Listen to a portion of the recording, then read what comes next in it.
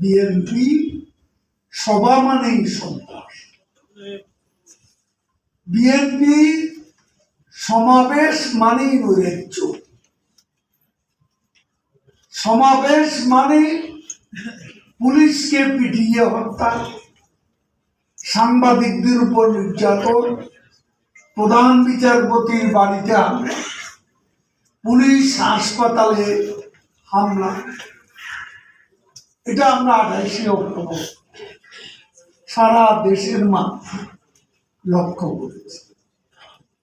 আন্দোলন করেছে আমরা নাকি পালাবার পথ পাব, আর সেদিন দেখলাম মির্জা ফখরুল সাহেব সব একে একে সব নেতা কত যে দ্রুত, দোসরাউদ্দিনের চেয়ে দ্রুত সেদিন মঞ্চ থেকে একে একে নেমে গলি গলি খুঁজে পাচ্ছিল না, পালাচ্ছিল। পালায় কারা? আবারও প্রমাণ হবে, পালায় বিএনপি। সেই 2007 সালে তাদের ভারপ্রাপ্ত চেয়ারম্যান মুসলেখা দিয়ে আর রাজনীতি করবে না বলে লন্ডনে পালিয়ে গিয়েছে।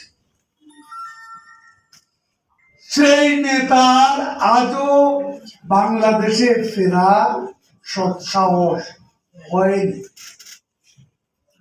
যেই নেতার নির্দেশে এখন বিএনপি চলে, সেই নেতৃত্ব রিমোট কন্ট্রোল লিডারশিপ। বাংলাদেশের আন্দোলন নেতৃত্ব যদি বাংলাদেশের রাজপথে না থাকে, সেই আন্দোলন কোনোদিনও সফল হয় না। আর যে এই বাংলাদেশে আন্দোলন যদি ব্যর্থ হয়, নির্বাচনেও ব্যর্থতা। যারা আন্দোলনে পরাজিত তারা নির্বাচনে বিজয়ী হতে পারে। এখান থেকে বিক্রির মুখটা যায় আন্দোলন।